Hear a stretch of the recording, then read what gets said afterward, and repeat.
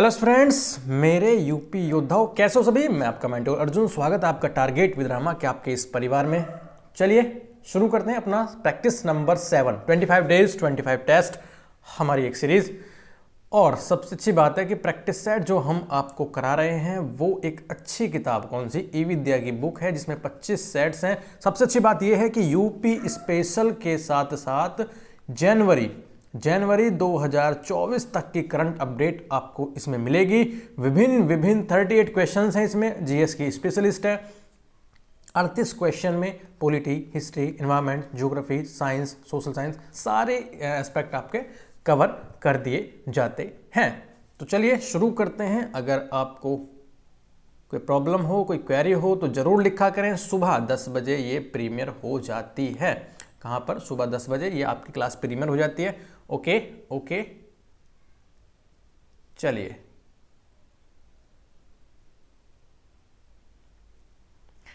पहला क्वेश्चन देखिए आपकी स्क्रीन पर क्या कह रहा है। फर्स्ट क्वेश्चन कह रहा है कि किस संशोधन अधिनियम। उससे पहले क्वेश्चन शुरू करें, आपसे एक छोटी सी रिक्वेस्ट है कि एक लाइक जरूर किया करें। आप कोई भी देख रहे हो, छोटा सा लाइक आपसे बनता है।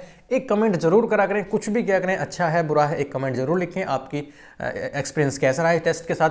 और अगर चाहो तो आप शेयर बटन पर क्लिक कर सकते हो यार, कर दिया करो। मैं बहुत सारे बच्चों तक हमारी टीम पहुंचना चाहती है एक क्वालिटी कंटेंट के साथ। ओके, तो चलिए देखिए पहला ऑप्शन क्वेश्चन क्या करा कि किस संशोधन अधिनियम, पॉलिटी से उठा लिया। पहला ही क्वेश्चन आपको पॉलिटी पढ़ाई दी जाएगी। संशोधन अधिनियम द्वारा संपत्ति का अधिकार मूल अधिकारों से हटा दिया गया।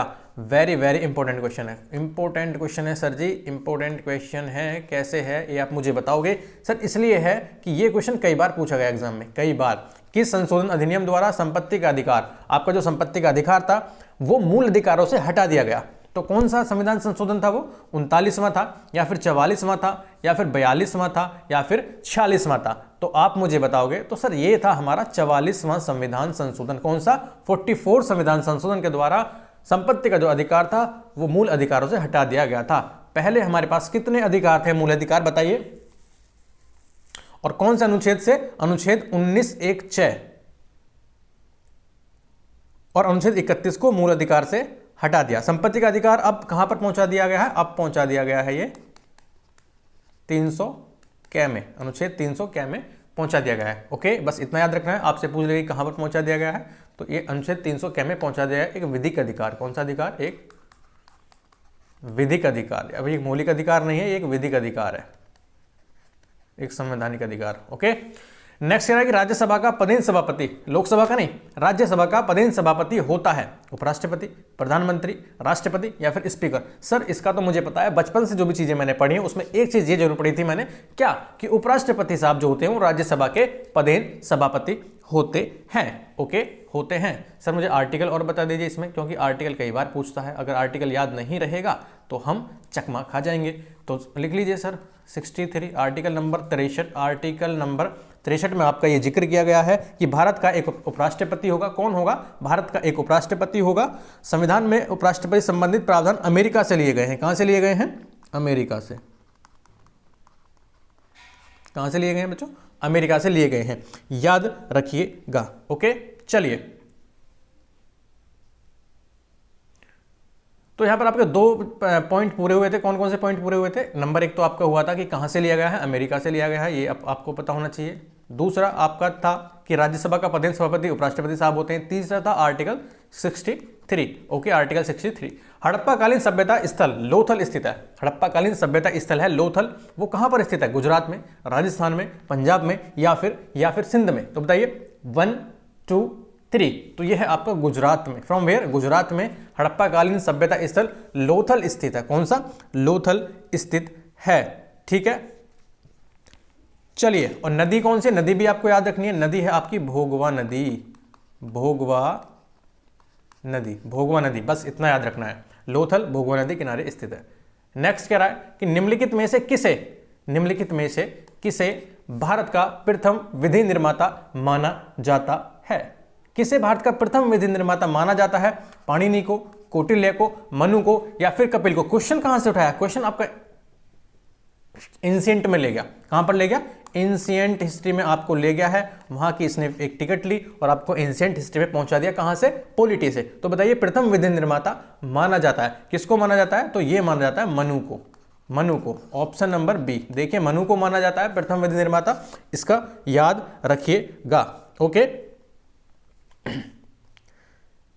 चलिए नेक्स्ट देखिए आगे। जैन धर्म के संस्थापक हैं, बड़ा आसान सा क्वेश्चन है सर। पूरी एंशिएंट हिस्ट्री में अगर मैं आपसे पूछूं ना तो मुझे जो भी चीज़ याद हुई है यही याद हुई है कि जैन धर्म के संस्थापक कौन है और बौद्ध धर्म के संस्थापक कौन है। बाकी मुझे कुछ नहीं पता, सच में नहीं पता, पता होना चाहिए। जैन धर्म के संस्थापक कौन है? आर्य सुधर्मा है या फिर पार्श्वनाथ है और या फिर महावीर स्वामी या फिर ऋषभदेव है? बताइए जैन धर्म के संस्थापक कौन है? तो याद रखिएगा जैन धर्म के प्रथम तीर्थकर ऋषभदेव जैन धर्म के संस्थापक माने जाते हैं। कौन माने जाते हैं? कौन माने जाते हैं? कौन माने जाते हैं? ऋषभदेव। याद रखिएगा जैन धर्म में कितने तीर्थकर हुए हैं? तो 24 तीर्थकर जैन धर्म में हुए हैं। कितने तीर्थकर हुए हैं? 24 तीर्थकर जैन धर्म में हुए हैं। ऋषभदेव कौन थे? प्रथम तीर्थकर थे। ऋषभदेव कौन थे? प्रथम तीर्थकर थे। इसको भी आप याद रखिएगा। ओके ओके ओके ओके, चलिए आगे देखिए। नेक्स्ट देखिए, निम्नलिखित में से किसे एशिया के ज्योतिपुंज, वेरी वेरी इंपॉर्टेंट, निम्नलिखित में से किसे एशिया के ज्योतिपुंज, क्या कह रहा? एशिया का ज्योतिपुंज, एशिया के ज्योतिपुंज, एशिया के ज्योतिपुंज के तौर पर जाना जाता है। The light of Asia, the light of Asia किसे जाना जाता है? गौतम बुद्ध को, महावीर स्वामी को, या फिर महात्मा गांधी को, या फिर स्वामी विवेकानंद को। तो किसे जाना जाता है? गौतम बुद्ध को। किसे जाना जाता है? गौतम बुद्ध को लाइट ऑफ एशिया कहा जाता है। ओके, क्या कहा जाता है? Light of Asia. क्यों कहा जाता है? धर्म के प्रचार प्रसार की वजह से। किसके? धर्म के प्रचार प्रसार की वजह से। ओके ओके, चलिए नेक्स्ट देखिए। भक्त तुकाराम, भक्त तुकाराम कौन से मुगल सम्राट के समकालीन थे? इंपॉर्टेंट क्वेश्चन है, इंपॉर्टेंट क्वेश्चन है बच्चों। भक्त तुकाराम कौन से मुगल सम्राट के समकालीन थे? आप मुझे बताओगे? बताइए, बाबर के, या फिर अकबर के, या फिर जहांगीर के, या फिर औरंगजेब के? भक्त तुकाराम के बारे में पूछा है तो जहांगीर के समकालीन थे। किसके समकालीन थे बच्चों? जहांगीर के समकालीन थे। और तुकाराम का जो टाइम पीरियड की बात कर ले हम, वो था 1608 से, कहां पे लिखें? यहां पे लिख देते हैं, इधर एक मिनट। तुकाराम इधर देखिए कितना था? 1608 से 1649, 1608 से 1649 इनका टाइम पीरियड था। ठीक है, याद रखिएगा। और मराठा भक्त संतों में, ये मराठा भक्त संतों में महत्वपूर्ण स्थान था, महत्वपूर्ण स्थान। ठीक है, चलिए नेक्स्ट कह रहा है कि निम्नलिखित में से कौन एक स्वराज पार्टी से संबंधित नहीं थे? निम्नलिखित में से कौन एक स्वराज्य पार्टी से संबंधित नहीं थे? बताइए कौन नहीं थे? मोतीलाल नेहरू, एनसी कैलकर, सीआर दास, या फिर राजेंद्र प्रसाद। स्वराज्य पार्टी, स्वराज्य पार्टी, देश बंधु, कुछ याद आया? स्वराज्य पार्टी, देश बंधु, मैंने पढ़ाया था पिछले टेस्ट में, टेस्ट नंबर 1 में। देश बंधु, स्वराज्य पार्टी, सीआर दास, मोतीलाल नेहरू, कुछ याद आया? कुछ आ रहा है? क्लिक हो रहा है माइंड में? अगर नहीं हो रहा है तो बहुत बड़ी प्रॉब्लम में हो, ठीक है ना। अगर 4-5 दिन पहले का भी नहीं याद कर पा रहे हो, रिवाइज नहीं किया है, तो मैं लिख के दे रहा हूँ, क्वेश्चन छूटने ही छूटने हैं आपसे, इसलिए छूटने नहीं चाहिए। रिवाइज करना, बार बार चीज़ों को रिवाइज करना है बस, और कुछ नहीं। आपका आप जो टाइम पे है वो रिवीजन करने का है और कुछ भी नहीं करने का है। ओके, नहीं करने का। तो कौन है निम्नलिखित स्वराज पार्टी के से संबंधित नहीं थे? कौन नहीं थे आप मुझे बताओगे? तो इनमें से राजेंद्र प्रसाद नहीं थे। ऑप्शन नंबर डी देखोगे आगे, राजेंद्र प्रसाद नहीं थे स्वराज पार्टी से। ठीक है, मोतीलाल नेहरू थे, सीआर दास थे और एनसी कैलकर थे। मोतीलाल नेहरू, सीआर दास और एनसी कैलकर थे। कौन? एनसी कैलकर। ठीक है ना। स्वराज पार्टी की स्थापना हुई थी 1923 में। कहाँ? 1923 में स्वराज पार्टी की स्थापना होती है। किसकी? स्वराज पार्टी की 1923 में स्थापना होती है। प्रमुख नेता सीआर दास, मोतीलाल नेहरू, एनसी कैलकर, 3 ही प्रमुख नेता थे इसमें, इनको याद रखिएगा। Okay okay okay. और स्थापना कहां पर हुई थी इसकी? इलाहाबाद में, इलाहाबाद। ठीक है, चलिए नेक्स्ट आगे देखिए। ज़्यादा बहुत सारी चीज़ें हमको नहीं कवर करनी है। पता लगा कि स्टैटिक के चक्कर में करंट छूट गया। भारतीय राष्ट्रीय कांग्रेस की स्थापना किस वायसराय के काल में हुई? इंडियन नेशनल कांग्रेस, आईएनसी की स्थापना 1885। बता दीजिए किसके काल में हुई थी? उस समय कौन था? लॉर्ड रिपन था, लॉर्ड एलिगन था, या फिर लॉर्ड लिटन था, या फिर लॉर्ड डफरिन था? तो ऑप्शन नंबर डी में जाइए, देखिए लॉर्ड डफरिन। लॉर्ड डफरिन कौन था? लॉर्ड डफरिन था। कौन था? Lord Dufferin. कार्यकाल कितना था? 1884 से लेकर 88 तक इसका कार्यकाल था। 1884 से लेकर 1881 इसका कार्यकाल, 1888 इसका कार्यकाल था, याद रखिएगा। Okay okay. और की किसने थी? एओ ह्यूम ने। एओ ह्यूम, इस नाम को याद रखिएगा। एओ ह्यूम कभी भी आईएनसी इंडियन नेशनल कांग्रेस की अध्यक्षता इन्होंने नहीं की। अध्यक्षता, आप सोच रहे हो कि इन्होंने अध्यक्षता की होगी, तो नहीं की, ऑप्शन में ये भी दे सकता है। ठीक है, चलिए। कह रहा है कि किस राज्य में लिग्नाइट कोयले के विशालतम भंडार हैं? इन विच स्टेट लिग्नाइट कोयले सबसे ज्यादा मिलते हैं? गुजरात में, केरल में, राजस्थान में या फिर तमिलनाडु में? तो हमको पता है कि केवल तमिलनाडु में। तमिलनाडु एक फेमस है, तमिलनाडु, आधा हिंदी आधा इंग्लिश। तमिलनाडु में लिग्नाइट कोयले के सबसे ज्यादा भंडार मिलते हैं। कौन से कोयले के? लिग्नाइट कोयले के। कौन से कोयले के? लिग्नाइट कोयले के, याद रखिएगा। ठीक है, इसमें कार्बन की मात्रा लगभग 30 से 40% होती है। अगर कार्बन की बात करें तो 30 से 40% कार्बन की मात्रा होती है। सबसे अच्छा कौन सा होता है कोयला? एंथ्रेसाइट। एंथ्रेसाइट, ठीक है, कौन सा होता है? एंथ्रेसाइट। चलिए आगे देखिए नेक्स्ट। और भारत में सबसे ज्यादा कौन सा मिलता है? बिटुमिनस मिलता है या फिर एंथ्रेसाइट? बताइए, आपके लिए ऑप्शन है बिटुमिनस या फिर एंथ्रेसाइट। नेक्स्ट देखिए, भारत में सोयाबीन का अग्रणी उत्पादक। इंपॉर्टेंट क्वेश्चन है, एग्रीकल्चर से क्वेश्चन बनते हैं। एग्रीकल्चर से क्वेश्चन बनते हैं और यही पूछता है कि कौन सबसे ज्यादा प्रोडक्शन में है, किस में कौन सी ज्यादा फसल हो रही है, फूल फल फसल सब्जी वगैरह, ये पूछ लेता है और यहाँ ऐसे ही क्वेश्चन बनते हैं। दूसरा जो इंपॉर्टेंट चीज है एग्रीकल्चर ज्योग्राफी एग्रीकल्चर को कंबाइन करके बोलूं तो वो है आपका मिनरल्स यानी कि धातुओं से क्वेश्चन बनते हैं कि कहां पर कौन सा खनिज मिलता है, ऐसे क्वेश्चन बनते हैं। 2 पॉइंट आपके लिए वेरी वेरी वेरी इंपॉर्टेंट है, इनको मत छोड़ देना। नोट्स अगर आपने बना रखे हो तो कवर कर लेना, बार बार रिवीजन करना है बस, और कुछ नहीं करने का। कि भारत में सोयाबीन का अग्रणी उत्पादक राज्य कौन सा है? बताइए, महाराष्ट्र है या फिर पंजाब है या फिर केरल है या फिर मध्य प्रदेश है? तो याद रखिएगा कौन है? MP, option number D. आगे देखिए, ये पेन वहां तक नहीं पहुंचता है, तो ऑप्शन नंबर डी यानी कि भारत में सोयाबीन का सबसे अग्रणी उत्पादक कौन सा है? Option number D, Madhya Pradesh. कौन है? मध्य प्रदेश। यहां पर देश के कुल उत्पादन का लगभग 88%, लगभग 80 से 90% सोयाबीन जो प्रोडक्शन होता है वो यहीं पर होता है, मध्य प्रदेश में, याद रखिएगा। और सोयाबीन में सबसे ज्यादा प्रोटीन होता है। आपके लिए एक क्वेश्चन और है कि सबसे ज्यादा प्रोटीन किस में होता है? तो प्रोटीन सबसे ज्यादा होता है सोयाबीन में। सोयाबीन, याद रखिएगा। ठीक है, 12वां कह रहा है कि निम्नलिखित में से भारत की सबसे बड़ी जनजाति कौन सी है? भारत में निम्नलिखित में से सबसे बड़ी जनजाति कौन सी है? टोडा है, गोंड है, भील है या फिर गारो है? बताइए, टोडा, गोंड, भील, गारो, 1 2 3। तो याद रखिएगा आपकी गोंड जनजाति। कौन सी जनजाति है बच्चों? गोंड जनजाति सबसे बड़ी जनजाति है। कहां की? भारत की। कहां की? भारत की। और मेनली कहां पर मिलती है ये? अगर मैं बात करूं तो मेनली मिलती है ये एमपी में। कहां पर मिलती है? मुख्य रूप से देखें तो मध्य प्रदेश में ये मिलती है। मध्य भारत, मिडिल इंडिया में मिलती है गोंड जनजाति। ठीक है, ओके। चलिए आगे देखिए, निम्नलिखित में से कौन सी नदी पश्चिम की ओर बहती है? निम्नलिखित में से क्या कह रहा है? निम्नलिखित में से कौन सी नदी पश्चिम की ओर बहती है? गंगा, गोदावरी, नर्मदा या फिर यमुना? बताइए, पश्चिम की ओर कौन सी बहती है? बताओगे आप मुझे? ये थोड़ा सा मैप, इससे तो बनेगा ही नहीं, फटाफट वाला मैप बना देते हैं। ये वाला, ये मैं बनाता हूं। तो क्या कह रहा है कि निम्नलिखित में से कौन सी नदी पश्चिम की ओर बहती है? पश्चिम बोले तो इधर की तरफ। बताइए, गंगा, गोदावरी, नर्मदा या फिर यमुना? तो ऑप्शन नंबर बी, नर्मदा नदी। कौन सी नदी? नर्मदा और तापी नदी आपने दोनों सुनी होंगी, दोनों ही पश्चिम की ओर बहती हैं। इन दोनों में से ऑप्शन में आता है, एक आ जाएगा कौन सी बहती है कौन सी नहीं बहती है, तो तापी आएगा या फिर नर्मदा आएगा। नर्मदा आएगा। तापी होगी, नर्मदा होगी। अगर हम बात करें तो साबरमती होगी। कौन सी? साबरमती एक नदी है, साबरमती भी पश्चिम की तरफ बहती है। उसके बाद एक लूनी नदी सुनी होगी आपने। कौन सी नदी? लूनी नदी, ये भी पश्चिम की तरफ बहती है। ठीक है ना।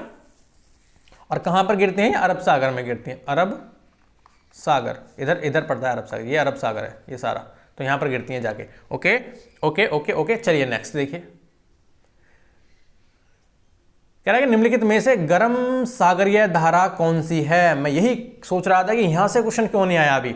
गर्म धाराएं और ठंडी धाराएं। एक क्वेश्चन तो बनता है, अगर एग्जामिनर का माइंड सेट अगर इधर उधर हुआ, एग्जामिनर ने सोचा कि यार यहाँ से क्वेश्चन बनाना चाहिए, तो बिल्कुल बनाना चाहिए। ये क्वेश्चन बनाने के पॉइंट होते हैं, क्वेश्चन बनाने के जो कुछ टॉपिक्स होते हैं ना, वो यही होते हैं, धाराएं वगैरह। तो निम्नलिखित में से गर्म सागरीय धाराएं कौन सी हैं? गर्म पूछी है, पूर्वी ऑस्ट्रेलिया धारा, बेंगुएला धारा, या फिर आपकी सॉरी पश्चिमी ऑस्ट्रेलिया धारा, या फिर पेरू धारा। बताइए कौन सी है? तो याद रखिएगा पूर्वी ऑस्ट्रेलिया धारा। कौन सी? Eastern Australia current. Eastern Australia current जो है आपकी वो गर्म सागरीय धारा है। बाकी बेंगुएला, पेरू और पश्चिमी ऑस्ट्रेलिया आपकी ठंडी धारा है। कौन सी? ठंडी धारा है, याद रखिएगा। ओके, ये दक्षिणी प्रशांत महासागर में बहती है। कौन सी वाली? ये पूर्वी ऑस्ट्रेलिया जो है वो दक्षिणी प्रशांत महासागर में बहती है। कहाँ पर? दक्षिणी प्रशांत। यहाँ का अगर ऑस्ट्रेलिया है, यहाँ की तरफ देखें यहाँ पर, तो दक्षिणी प्रशांत सागर में बहती है वो। ठीक है, याद रखिएगा। चलिए नेक्स्ट कह रहा है कि वह कौन सी तिथि या तिथियां हैं, वह कौन सी तिथि या तिथियां हैं जब दोनों गोलार्धों यानी हेमिस्फीयर में दिन और रात बराबर होते हैं। वेरी इंपॉर्टेंट, अच्छा क्वेश्चन है। वह कौन सी तिथि या तिथियां हैं जब दोनों गोलार्धों में यानी कि नॉर्दर्न हेमिस्फीयर और सदर्न हेमिस्फीयर ऊपर और नीचे दिन और रात बराबर होते हैं? बताइए। 21 जून, या फिर 22 दिसंबर, या फिर 21 मार्च और 23 दिसंबर, या फिर 21 जून और 22 दिसंबर। माइंड चलाइए, थोड़ा सा सोचिए हल्का सा, तो तुरंत पहुंचिए आंसर तक। सर 21 मार्च और 23 सितंबर। 21 मार्च और 23 सितंबर अगर हम, तो इसका आंसर हो जाएगा, याद रखिएगा। ठीक है, 22 दिसंबर की बात करें जो ऑप्शन बी में है, गोलार्ध में दिन सबसे छोटा होता है, और 21 जून की बात करें तो सबसे बड़ा होता है। ठीक है, सबसे बड़ा और रात छोटी होती है दिन यहाँ पर। चलिए नेक्स्ट, निम्नलिखित में से कौन सा देश, निम्नलिखित में से कौन सा देश खनिज तेल का निर्यातक और आयातक दोनों है?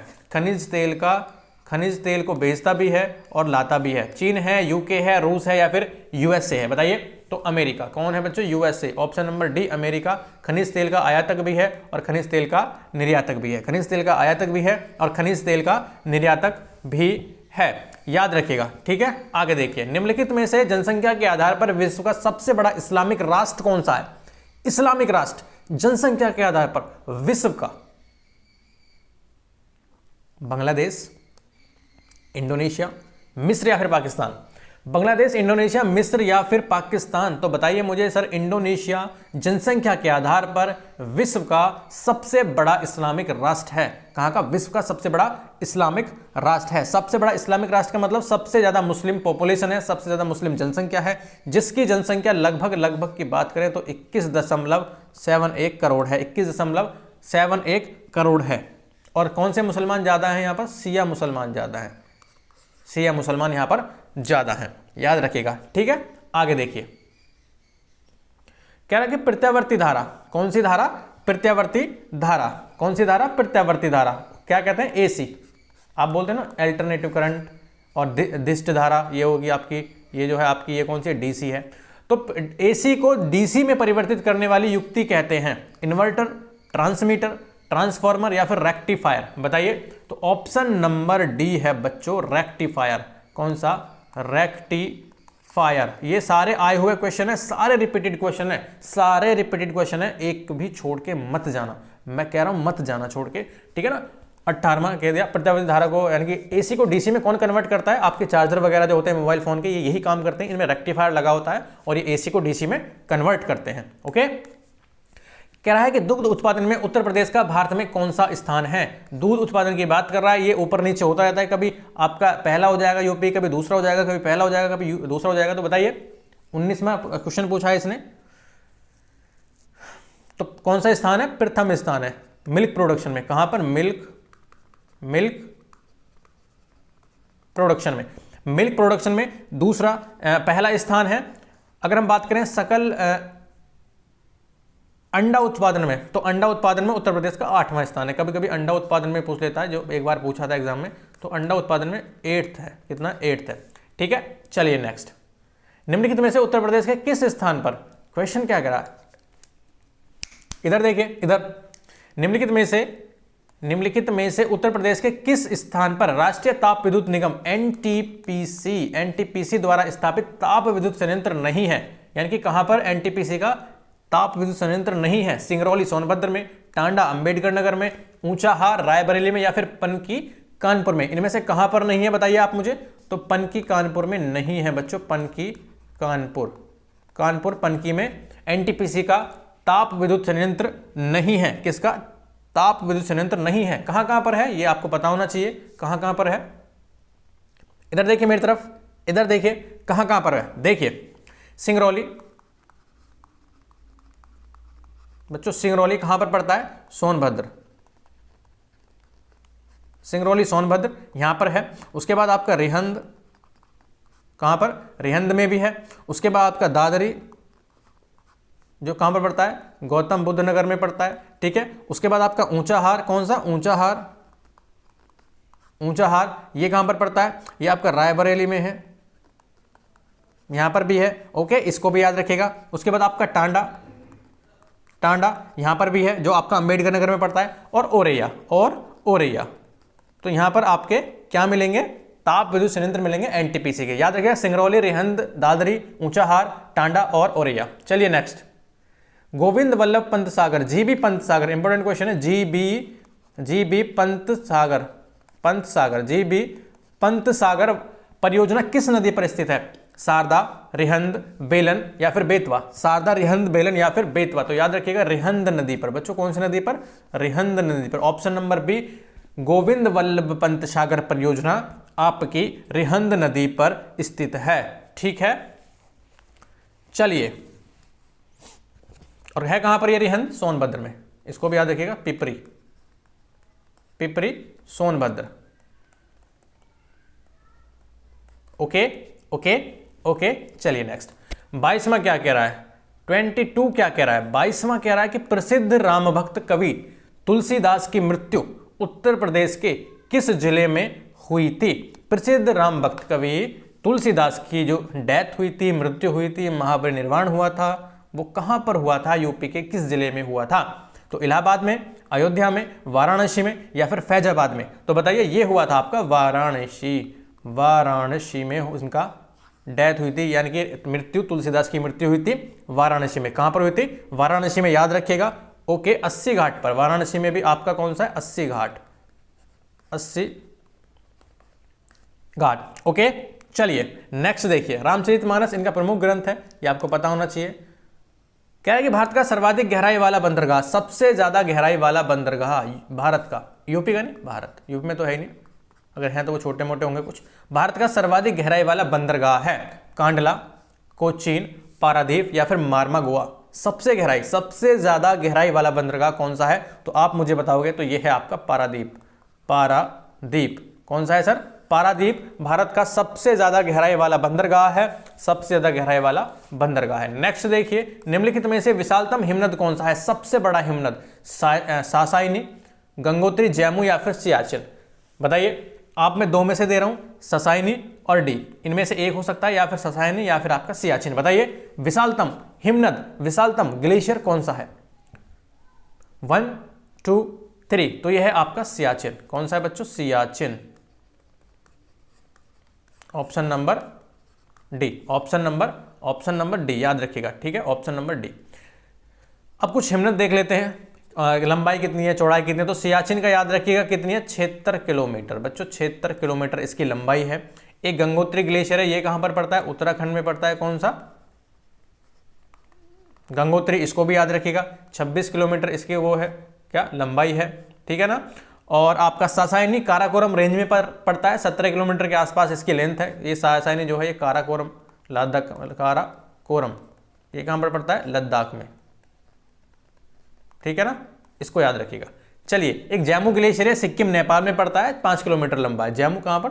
सिक्किम नेपाल में। नेक्स्ट कह रहा है आपका 25वां क्वेश्चन क्या कह रहा है? यह कह रहा है कि निम्नलिखित में से यूरोप की तेल राजधानी किसे कहते हैं? यूरोप की तेल राजधानी बेलफास्ट को, एबरडीन को, लीड्स को या फिर लिवरपूल को। तो किसको कहते हैं? एबरडीन को। बच्चों किसको कहते हैं? एबरडीन को। किसको कहते हैं? एबरडीन को यूरोप की तेल राजधानी बोला जाता है। नेक्स्ट देखिए,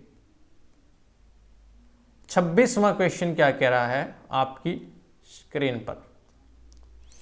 यह कह रहा है कि एलपीजी सिलेंडर, कौन सा? एलपीजी सिलेंडर के रिसाव से उत्पन्न दुर्गंध निम्नलिखित में से किसकी होती है? एलपीजी में से कौन सी गैस निकलती है? आपको जो घर में रसोई में खुला रह जाए तो आपको जो बदबू आती है वो कौन सी गैस की आती है? ये आप मुझे बताओगे, मीथेन की, ब्यूटेन की, प्रोपेन की या फिर इथाइल मरकैप्टेन की। तो इंपॉर्टेंट क्वेश्चन है, यहां पर घूम जाओगे, यहां पर पक्का घूम जाओगे, पता नहीं चलेगा कि कौन सा है। तो याद रखिएगा ऑप्शन नंबर डी है बच्चों, इथाइल मरकैप्टेन। ऑप्शन नंबर डी देखिए इसमें, इथाइल मरकैप्टेन, ये वाला इथाइल मरकैप्टेन एलपीजी ईंधन के रूप में होने वाला हाइड्रोकार्बन गैसों का एक ज्वलनशील मिश्रण होता है। ठीक है, 27वां देखिए, बहुत सारी गैसें होती हैं इसमें। 27वां कह रहा है कि सुई चुभाने पर, यूपीपीसीएस तक के क्वेश्चन उठाए हैं आपके लिए, यूपीपीसीएस तक के, जो वहां से कमीशन उठाता है। सुई चुभाने पर निम्नलिखित में से कौन सा अंग दर्द महसूस नहीं करेगा? त्वचा, मस्तिष्क, हृदय या फिर नेत्र? बताइए कौन सा नहीं करेगा?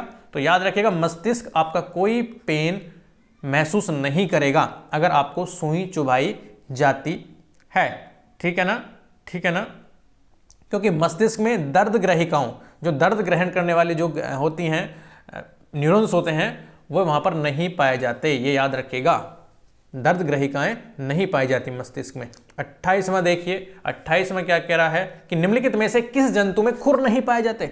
बच्चों किस जंतु में खुर नहीं पाए जाते? यूपीपीसीएस 2022-23 के आसपास क्वेश्चन आया था कि किस जंतु में खुर नहीं मिलते। आसान सा क्वेश्चन है, बड़ा आसान सा क्वेश्चन है। हिरण में, गीदड़ में, जेबरा में या फिर घोड़ा में? बताइए किस में नहीं मिलते? ये तो आप बता ही दोगे मुझे। तो गीदड़ में नहीं मिलते सर। अब इतना ही बेवकूफ़ थोड़ी समझाया हमको। उत्तर प्रदेश पुलिस कांस्टेबल की तैयारी कर रहे हैं। Okay sir, okay sir, sir okay okay. तो गीदड़ में खुर नहीं पाए जाते। किसमें? गीदड़ में खुर नहीं पाए जाते।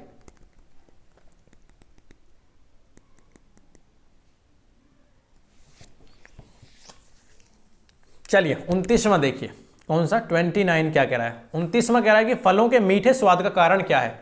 फलों के मीठे स्वाद का कारण क्या है? माल्टोज, राइबोज, लैक्टोज या फिर फ्रक्टोज? ए, बी, सी या फिर डी? तो याद रखिएगा बच्चों क्या है? डी, यानी कि फ्रक्टोज। क्या है? फ्रक्टोज। ओके, क्या है? फ्रक्टोज। चलिए, फ्रक्टोज मतलब फलों के मीठे होने में, जो मीठे स्वाद का कारण होता है, मीठे जो हमको महसूस होते हैं, वह फ्रक्टोज के कारण ही होते हैं। फ्रक्टोज क्या है? एक मोनोसैकराइड है। क्या है? फ्रक्टोज एक मोनोसैकराइड है, जिसे फल शर्करा भी कहते हैं। फल क्या कहते हैं? इसको फल शर्करा भी कहते हैं। चलिए नेक्स्ट, निम्नलिखित में से कौन सा एक पदार्थ प्राकृतिक बहुलक है? निम्नलिखित में से कौन सा एक पदार्थ प्राकृतिक बहुलक है? बैकेलाइट, रेशम, केवलार या फिर लेक्सान? बताइए, बैकेलाइट, रेशम, केवलार या फिर लेक्सान प्राकृतिक बहुलक? ए, बी, सी या फिर डी? तो कौन सा है बच्चों? रेशम। इनमें रेशम आपका प्राकृतिक बहुलक है। Option number B. क्या है? Option number B. उदाहरण प्राकृतिक बहुलक के और कौन कौन से उदाहरण? जैसे कि ऊन हो गया, ये भी आपका प्राकृतिक, नेचुरल कह रहा है, नेचुरल। ये बाकी बैकेलाइट बनाए हुए होते हैं, केवलार भी बनाया गया, कृत्रिम नहीं, कृत्रिम होते हैं ये। रेशम क्या है? नेचुरली प्राप्त करते हैं। तो ऊन हो गया, ये भी नेचुरली हमको मिलते हैं। उसके बाद आपका रेशम हो गया, चमड़ा हो गया। तो इनका रॉ मटेरियल क्या होता है? नेचुरल होता है। चलिए, जिनका रॉ मटेरियल नेचुरल होता है ना, रॉ मटेरियल, तो वो होते हैं आपके प्राकृतिक बहुलक। निम्नलिखित में से कौन सा ईंधन न्यूनतम पर्यावरणीय प्रदूषण उत्पन्न करेगा? कौन सा ईंधन सबसे कम? हमने एक क्वेश्चन पढ़ा था टेस्ट नंबर 5 में या 6 में, 5 में पढ़ा होगा कि निम्नलिखित में से कौन सी गैस सबसे ज्यादा तापीय प्रदूषण उत्पन्न करती है, या सबसे ज्यादा जो तापन हमको महसूस करती है वायुमंडल में, वो कौन सी गैस है? तो हमने CO2 पढ़ी थी। कौन सी? CO2 पढ़ी थी। आज क्या क्वेश्चन है? निम्नलिखित में से कौन सा ईंधन पूछा है न्यूनतम, सबसे कम पर्यावरणीय प्रदूषण उत्पन्न करेगा? हाइड्रोजन, डीजल, मिट्टी का तेल या फिर कोयला? ए, बी, सी, डी? ए, बी, सी या फिर डी? तो आपको याद रखिएगा हाइड्रोजन। क्या? हाइड्रोजन सबसे कम पर्यावरणीय प्रदूषण उत्पन्न करता है। हाइड्रोजन के जब दहन होता है ना हाइड्रोजन का, तो इसके बाय प्रोडक्ट के रूप में जल निकलता है। क्या निकलता है? जल निकलता है। और जल कोई भी पर्यावरण प्रदूषण नहीं करता। बाकी डीजल, मिट्टी का तेल, कोयला, इनको जलाने से विभिन्न तरह की प्रदूषणकारी गैसें निकलती हैं। ओके, 32वां क्या कह रहा है? 32 कह रहा है कि निम्नलिखित में से किसका मस्तिष्क उसके शरीर के अनुपात में सबसे बड़ा होता है? बहुत इंपॉर्टेंट क्वेश्चन है, अच्छे क्वेश्चन है, रिपीटेड क्वेश्चन है। मस्तिष्क जो होता है, मस्तिष्क वो शरीर की तुलना में बहुत बड़ा होता है। बताइए, चींटी, डॉल्फिन, हाथी या फिर मानव, बताइए कौन सा है? तो याद रखिएगा चींटी। चींटी क्या? चींटी का जो मस्तिष्क होता है उसके शरीर की अनुपात में सबसे बड़ा होता है, याद रखिएगा। नेक्स्ट देखिए, मोबाइल चार्जर होता है, मोबाइल चार्जर होता है एक इन्वर्टर, एक उच्चाई ट्रांसफॉर्मर, एक यूपीएस या फिर एक अपचाई ट्रांसफॉर्मर। तो याद रखिएगा जो आपका मोबाइल चार्जर होता है ना, आपका जो मोबाइल चार्जर है ये क्या होता है? ऑप्शन नंबर डी देखिए, इसमें एक अपचाई ट्रांसफॉर्मर होता है। अपचाई मतलब step down, step down, step down. Step down बोले तो जो करंट को कम करता है, करंट को कम करता है, कम करके आपकी मोबाइल को देता है, यानी कि एसी को डीसी में। ठीक है, ओके ओके ओके। चलिए नेक्स्ट, निम्नलिखित में से भारत में स्थापित प्रथम राष्ट्रीय उद्यान कौन सा है?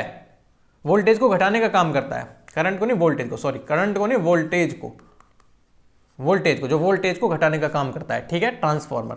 चलिए नेक्स्ट देखिए, निम्नलिखित में से भारत में, इंडिया में स्थापित प्रथम राष्ट्रीय उद्यान, पहला नेशनल पार्क जो भारत में खोला गया था वो कौन सा है? चंदौली गिरवन national park, Chandauli national park, या फिर आपका सी ऑप्शन नंबर बी है आपका जिम कॉर्बेट, या फिर डी है आपका दुधवा नेशनल पार्क। तो बताइए ऑप्शन नंबर कौन सा हो सकता है? ए, बी, सी या फिर डी। तो याद रखिएगा बच्चों ऑप्शन नंबर बी है इसमें जिम कॉर्बेट। कौन सा?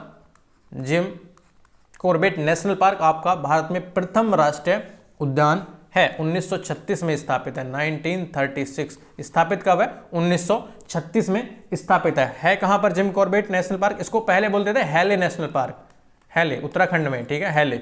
चलिए नेक्स्ट, कह रहा है कि उत्तर प्रदेश के किस खिलाड़ी को करंट के क्वेश्चन आ गए बच्चों, करंट के क्वेश्चन है। उत्तर प्रदेश के किस खिलाड़ी को वर्ष 2023 के लिए अर्जुन अवार्ड से सम्मानित किया गया है? किसको सम्मानित किया गया है? सुरेश रैना, पीयूष चावला, प्रवीण कुमार या फिर पारुल चौधरी। तो ऑप्शन नंबर डी बच्चों आपका, ऑप्शन नंबर डी में जाइए सबसे लास्ट में, पारुल चौधरी। कौन है? पारुल चौधरी, मेरठ की रहने वाली एथलीट, स्वर्ण पदक विजेता पारुल चौधरी को केंद्र सरकार की ओर से अर्जुन अवार्ड से सम्मानित किया गया। ठीक है ना, ओके। चलिए मेरठ से हैं, पूछ लेगा कहां से हैं, तो मेरठ से हैं। 36वां क्या कह रहा है? 36वां कह रहा है कि जलवायु परिवर्तन पर संयुक्त राष्ट्र framework convention on climate change UNFCCC के अंतर्गत COP 28 का आयोजन किस स्थान पर किया गया? COP 28 का आयोजन बताइए किस स्थान पर किया गया? शर्म शेख, बॉन जर्मनी, दुबई संयुक्त अरब अमीरात या फिर Paris France. A, B, C, D। तो याद रखिएगा दुबई, दुबई UAE में COP 28 का आयोजन किया गया। ठीक है ना, कहां पर? UAE में। याद रखिएगा। और कब से कब तक? 30 नवंबर से 12 दिसंबर 2023 तक अभी चला है ये, इसको याद रखिएगा। ठीक है, चलिए नेक्स्ट कह रहा है आपसे, याद होना चाहिए COP 28 आपको पता होना चाहिए बच्चों, पूछ लेगा कहां पर किया गया। 37 में कह रहा है कि निम्नलिखित में से किस राज्य की हॉकी टीम ने सीनियर पुरुष राष्ट्रीय हॉकी चैंपियनशिप, सीनियर पुरुष राष्ट्रीय हॉकी चैंपियनशिप 2023 का खिताब जीता? उत्तर प्रदेश, हरियाणा, पंजाब या फिर Orissa. A, B, C, D। तो याद रखिएगा ऑप्शन नंबर सी इसमें पंजाब बच्चों। क्या है? Option number C Punjab. Punjab ने सीनियर पुरुष राष्ट्रीय हॉकी चैंपियनशिप 2023 का खिताब अपने नाम किया और हराया किसको? हरियाणा को इसमें रनर अप हरियाणा इसमें रनर अप रही है, हरियाणा को इन्होंने हराया है। ठीक है, मलेशिया के नए राजा, लास्ट क्वेश्चन है, 38वां क्वेश्चन है। मलेशिया के नए राजा के रूप में किसे चुना गया? सुल्तान तुफैल अल हैदर को, सुल्तान अल मुर्तजा को, ऑप्शन नंबर बी देखिए सुल्तान इस्कंदर को, या फिर ऑप्शन नंबर डी सुल्तान अल समद को। ऑप्शन नंबर डी सुल्तान अल समद को। बताइए किसको किया गया राजा के रूप में? तो याद रखिएगा इसमें है आपका ऑप्शन नंबर बी सुल्तान इब्राहिम सुल्तान इस्कंदर। ऑप्शन नंबर बी देखिए सुल्तान इब्राहिम सुल्तान इस्कंदर को मलेशिया के नए राजा के रूप में चुना गया। ठीक है ना, चुना गया। ओके, चलिए यहां पर आपके क्वेश्चन हो जाते हैं 38 फिनिश। टेस्ट नंबर 7 भी आपका कंप्लीट होता है। और आपसे एक रिक्वेस्ट है, जितना आपका स्कोर बनता है लिखा जरूर करें। अच्छे क्वेश्चन है, अच्छे क्वेश्चन है। मैं फिर कह रहा हूं, अगर आपके पास नोट्स बनाने का टाइम नहीं है तो स्क्रीनशॉट ले लिया करें। अगर आपको लग रहा है कि ये मेरा क्वेश्चन अच्छा है तो वहां पर स्क्रीनशॉट ले लें, कुछ भी करें, लेकिन क्वेश्चन का कलेक्शन आपके पास होना ही चाहिए। एग्जाम के 2 घंटे पहले ना, एग्जाम के 1 दिन पहले आपको यही कमी महसूस होती है कि खास मेरे पास शॉर्ट नोट्स लिखे हुए होते तो मैं तुरंत फटाफट रिवाइज कर लेता। ओके, तो नोट्स, अभी नोट्स के चक्कर में ना पड़े, अभी आपको बस सिर्फ रिवीजन करना है, अभी आपके पास नोट्स बनाने का टाइम नहीं है। ओके, तो शेयर जरूर करना, लाइक करना, सब्सक्राइब करना और अगले टेस्ट के लिए तैयार रहना। कल 10 बजे इसी टाइम प्रीमियर हो जाएगा, आपको लाइव मिल जाएगा। All the best.